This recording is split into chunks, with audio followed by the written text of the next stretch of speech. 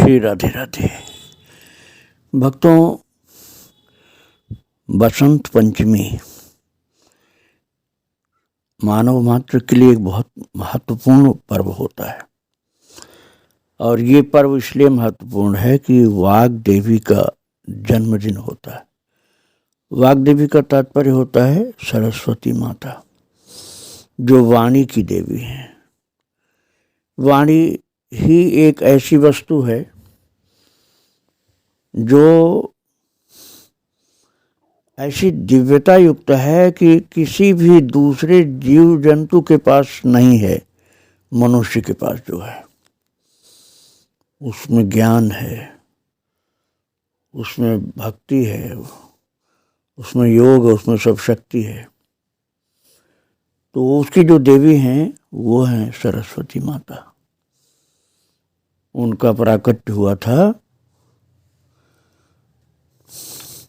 माघ महीने की शुक्ल पक्ष की पंचमी को, जिसको वसंत पंचमी कहा जाता है।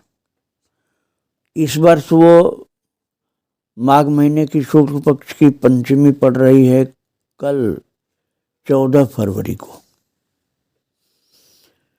रामचरितमानस में बताया गया है कि इनका स्थान है ब्रह्मा जी का घर और ये भक्ति से इनको इतना लगाव है कि भक्ति के लिए बुलाई जाती हैं तो ब्रह्मा का घर छोड़ करके भाग के चली जाती हैं। भगत हेतु विधि भवन बिहाई, सुमिरत शारद आवत धाई। और वो बहुत धीरे धीरे चल के नहीं आती हैं, सुमिरत शारद आवत धाई, दौड़ती हुई आती हैं। तो दौड़ती हुई आने से क्या होता है, श्रम हो जाता है, थकान हो जाती है। तो वो जो थकान कैसे उतारेंगे उनकी, वो थकान उतारी जाती है राम भगत सर बिनु अनुवाए, सो श्रम जाय न कोटि उपाय। राम भक्ति के सरोवर में शारदा माता को स्नान किए बिना वो उनका श्रम दूर नहीं हो पाता है। अर्थात जब उनका आवाहन किया जाए तो भगवान के गुणानुवाद ही उनके सम्मुख सुनाया जाए, क्योंकि उनको यही सर्वाधिक प्रिय है। और यदि सरस्वती माता का आवाहन किया गया, मंत्रोच्चारण किया गया, उनको बुलाया गया और फिर उसके बाद संसार की व्यर्थ की बातें बोलना चालू कर दिए, तो तुलसीदास जी ने कहा कीन्हे प्राकृत गुण गण गाना, सिर धुन गिरा लगत पछताना। यदि प्राकृत गुणगान किया जाता है जिसमें भगवान की भक्ति संबंधी कोई बात नहीं है, तो आ तो गई हैं बुलाने से, लेकिन फिर उनको बहुत ज़्यादा पछतावा होता है कि मैं क्यों आई इसके पास। सिर धुन गिरा लगत पछताना, अपना सिर ढूंढती हैं, माथा पीटती हैं और दुखी होती हैं कि मैं इसके पास क्यों आई। ये तो भगवान की कोई बात ही नहीं सुना रहा, बेकार की बातें सुना रहा। तो भक्ति के लिए ही आती हैं तीव्रता से दौड़कर, और उनका श्रम दूर करने के लिए भगवत गुणानुवाद किया जाता है। भक्त भगवंत गुणानुवाद करने से सरस्वती माता प्रसन्न हो जाती हैं, आशीर्वाद देती हैं। और ये मनुष्य के जिह्वा पर बस करके, कंठ में बस करके, हृदय में बस करके, नाभि में बस करके, अलग अलग उसकी पात्रता के अनुसार अपनी कृपा के द्वारा भगवत गुणानुवाद कराती हैं। इसलिए बहुत महत्वपूर्ण देवी हैं। इनके द्वारा भगवत गुणानुवाद होता है। तो इसलिए सभी लोग जो भगवान की भक्ति की बातें करते हैं, प्रारंभ में इनका आवाहन करते हैं।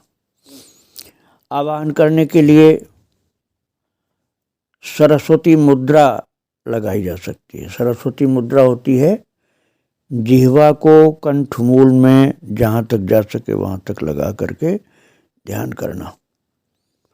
और यद्यपि सरस्वती की मंत्र भी होते हैं, लेकिन वो मोबाइल पर इस तरह से नहीं बताए जाते हैं। जो चौपाई है ना, राम जी के पढ़ने के जाने की बात कही गई है, गुरु गृह पढ़न गए रघुराई, अल्पकाल विद्या सब पाई।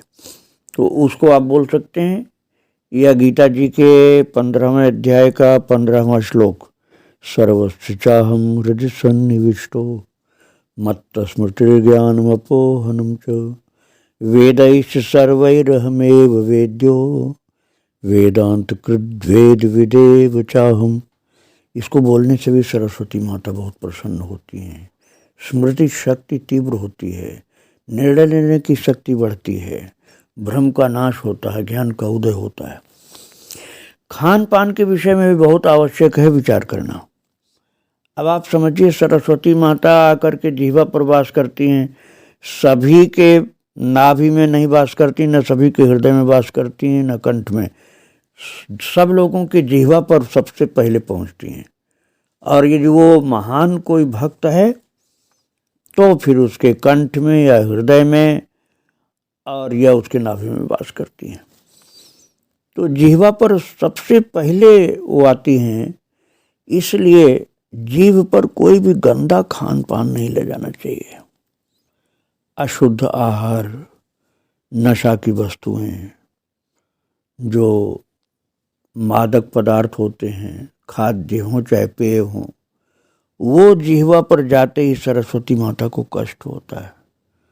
और उस समय भी कष्ट होता है जब कोई गंदा शब्द, क्रोध के वाक्य, अश्लील शब्द, निंदा चुगली के शब्द बोलता है, तब सरस्वती माता को कष्ट होता है कि मैं जीभ पर इसके हूँ और मुझसे कितनी गंदी बातें बुलवा रहा है, गाली दे रहा है, गुस्सा कर रहा है और अच्छा नहीं खा करके गंदी चीज़ खाता और खिलाता है।